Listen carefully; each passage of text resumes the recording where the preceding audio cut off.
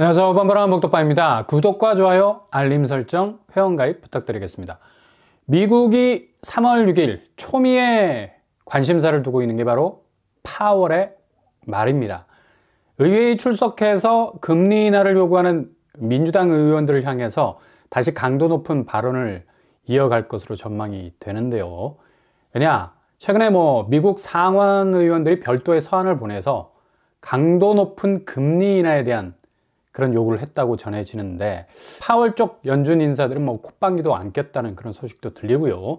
여전히 금리 인하에 대한 신중함을 강조, 금리를 인하할 만큼 확신에 도달할 것으로 생각하지 않는다라는 그 파월의 말, 그 입장으로 강대강의 대결이 연출이 될 것으로 보입니다. 역시 파월의 폭탄 발언이 이 의회를 통해서 다시 한번 확인이 될 것 같고요. 미국 국채는 이제 4달러 넘어간 지 오래됐죠. 달러 인덱스도 100 이상을 넘어서서 유지하고 있는 상태입니다. 앞으로 긴축 기조가 만들어내는 킹달러 현상, 상반기까지는 쭉 갈 것 같고요. 그러니 한국 부동산 시장은 조금의 여유도 없는 금리 보릿고개 넘어갈 수밖에 없는 거죠. 파월의 말 하나에 따라서 왔다 갔다 할 수밖에 없는 정말 어려운 상황 중에 있다고 볼 수가 있겠습니다. 이 와중에 이번 주에 아주 희귀한 결과 하나가 나왔죠. 지금 같은 시기에 경쟁률이 무려 13대 1이 나왔어요. 게다가 그리 선호도가 높지 않은 시스템인데도 이렇게 사람들이 몰린 건데, 특공은 72대 1의 경쟁률까지 나왔습니다. 그곳이 어딘가? 바로 은평뉴타운 디에트리프 더 퍼스트입니다. 장기 임대, 이것도 공공지원 민간 임대인데, 여기 시스템상 보증금은 미친 듯이 올리고 이후 분양 전환 해줄지 말지 불투명한 관계로 완전히 사람들이 손절각 등을 돌렸었는데, 이거 무슨 일이 일어난 겁니까? 은평 디에트르가 기사회생을 한 건가? 알고 보니까 여기 분양 전환권이 전혀 없었는데 하도 파리넬리 사람들이 물어갈 생각을 안 하니까 한시적으로 분양 전환 우선권을 당첨자에게 제공한다는 오퍼를 내자마자 수요가 붙은 겁니다. 완판의 분기점은 그러니까 얼마나 입지가 좋냐, 그리고 임대료가 싸냐, 이후로 분양 전환권을 주느냐의 유무로 갈리게 되는데, 하도 안 되니까 은평 디에트르가 자구책으로 분양 전환권을 준 건데, 이런 식의 장기 임대, 장점을 잘 살려간다면 이후 전세제도의 폐해를 줄일 수 있는 킬링펀치가 될 수 있겠죠. 왜냐, 일단 임대료가 장기 임대보다는 주변 시세보다 80% 정도 싸죠. 게다가 임대료 상승률도 5% 이내로 제한이 됩니다. 그리고 정부가 관리를 하기 때문에 아무리 민간 임대라 해도 공적 기조가 딱 틀어박혀 있어서 전세 사기 같은 세입자가 거의 유체 이탈될 수 있는 피해를 직접적으로 줄일 수 있는 여지도 있다는 얘기죠.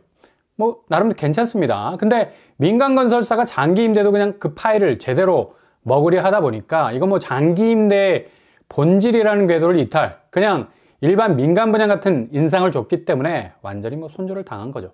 근데 국내 최대 규모의 공공지원 민간 임대단지였던 고척 아이파크는 입지가 비교적 좋은 관계로 완판이 됐었고, 그리고 인천 쪽 검단, 한신더유, 어반파크 역시도 완판을 찍는 아주 이례적인 장기 임대의 파격을 보였었는데, 둘 다 분양 전환이 가능한 시스템도 가지고 있고요. 그래서 드물게 선전을 한 것으로 보입니다. 이런 의미에서 지금 전세제도의 망국적인 폐단을 깨뜨릴 수 있는 대안들이 충분히 기저에 깔려 있다는 얘기죠. 이렇게 민간이 주도하는 장기 임대, 변질이 되어버린 그냥 수익 구조만 극대화시켜서 일반 민간 분양같이 쌀쌀맞게 나오는 스탠스 확 바꿔버리고 수요가 원하는 방향으로 각을 틀어버리면 충분히 수요도 손절했던 손을 다시 펴서 잡을 수 있는 가능성 있는 겁니다. 전세 폐지 논란이 요즘 뜨거운데, 이거 다 지금 임대 시장이 그만큼 불안해서 그런 거 아닙니까?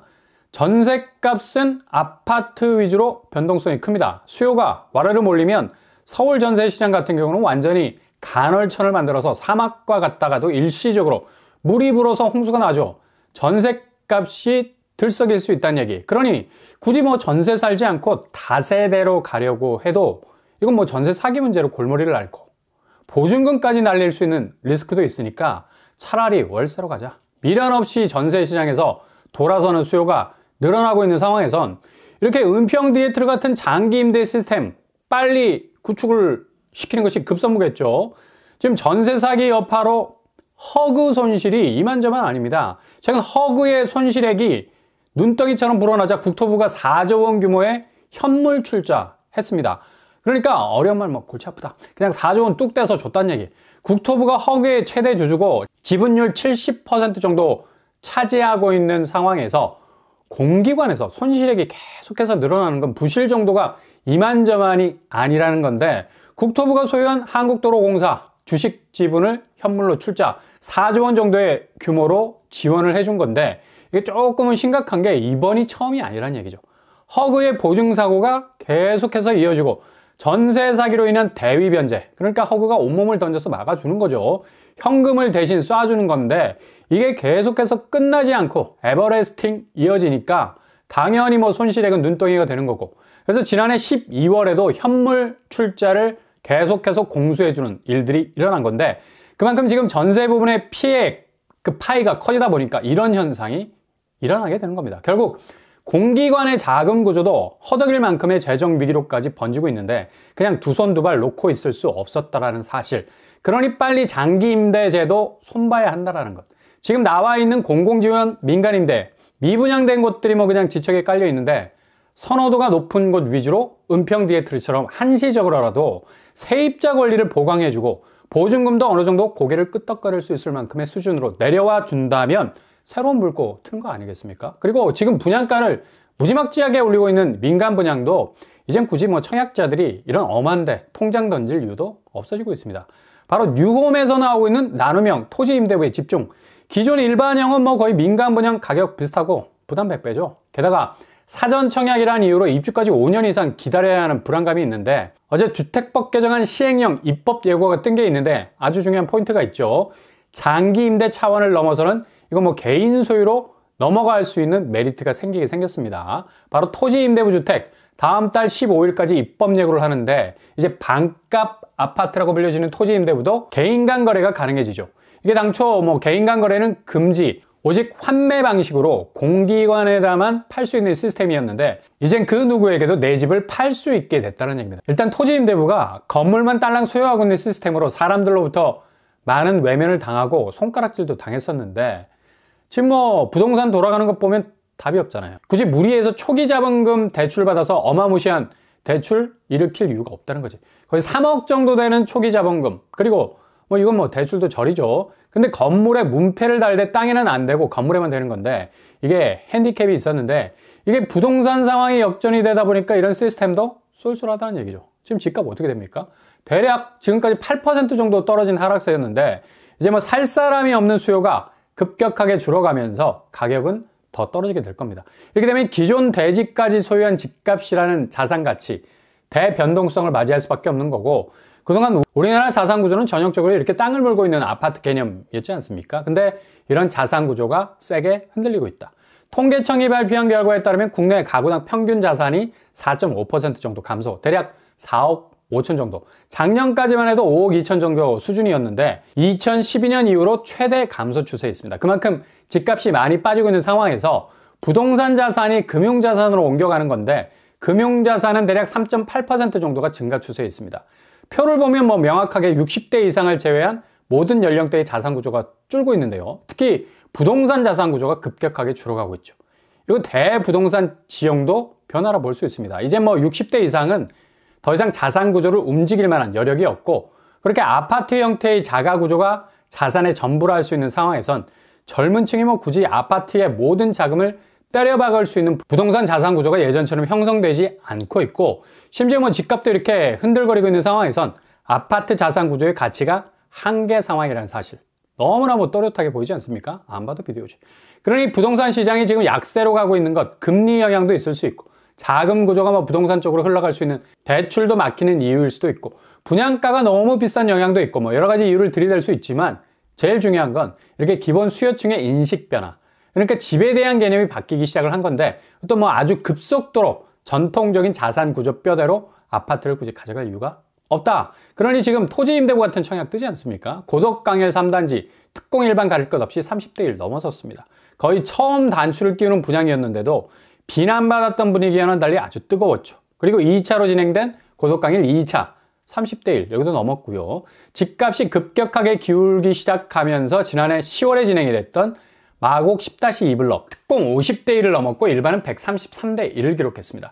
그만큼 마곡이 교통 입지가 고덕강일보단 좋은 관계로 더 몰린 것도 있지만 이렇게 이제 뭐 전통적인 분양 시스템 안에서 내 집을 가지려면 엄청난 고분양가를 감당해야 해서 굳이 뭐 무리하게 진입할 이유도 없고 그렇게 무리하게 들어간다 해서 집값이 예전처럼 올라서 엄청난 시세 차익 거둘 것도 아닌데 그냥 마피만 안 나면 다행이라는 분위기 서울에서도 연출이 되는데 상황이 이렇게 돌아가다 보니까 토지임대부 같은 분양이 뜨는 겁니다. 이제 뭐 한국은 아파트 위주의 자산시장은 붕괴 수순으로 갈 가능성이 높죠.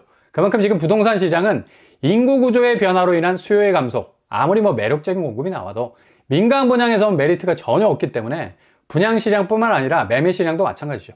무리해서 진입은 절대 하지 않겠다는 수요층이 워낙 견고하게 벽을 쌓고 있기 때문에 상당한 변화가 올 것으로 예상이 됩니다. 이렇게 구조적으로 변화되는 것 또 인위적으로 띄워보려고 뭐 토지 거래 허가 구역 풀 수도 있다는 전망도 나오는데 이런 식으로 벌집을 건드려 버리게 되면 여기 갭투는 거의 뭐 투기 수요의 먹잇감이 될 것 뻔하고요. 구조는 아파트 자산시장 탈출 모드인데 억지로 뭐 새로운 진입로 만들어 버리게 되면 다시 강남권은 아사리판이 될 가능성 높아지죠.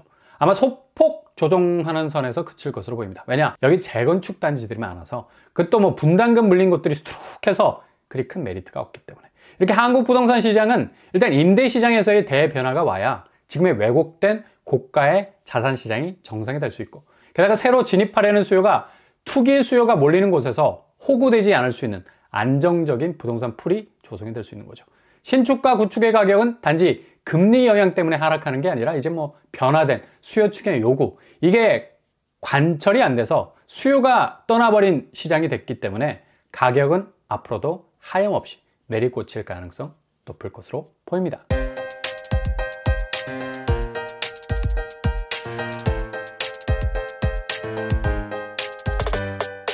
오늘의 부동산 캘리커쇼 획기적인 변화가 일어난 집값 변곡점에 와 있습니다. 금리가 요지부동, 그러나 수요는 더 요지부동. 한 번에 부동산 시장을 완전히 떠날 수 있는 변화된 수요가 앞으로의 집값을 완전히 바뀌게 만들 것으로 보이네요. 갈수록 부실이 누적되는 폭탄을 떠안을 사람은 지금 아무도 없다는 사실입니다. 오늘도 응원합니다. 항상 여러분의 길이 꽃길만 되실 수 있기를 바랍니다. 이상으로 뻔뻔한 복덕방을 마치겠습니다. 구독과 좋아요 부탁드립니다. 감사합니다.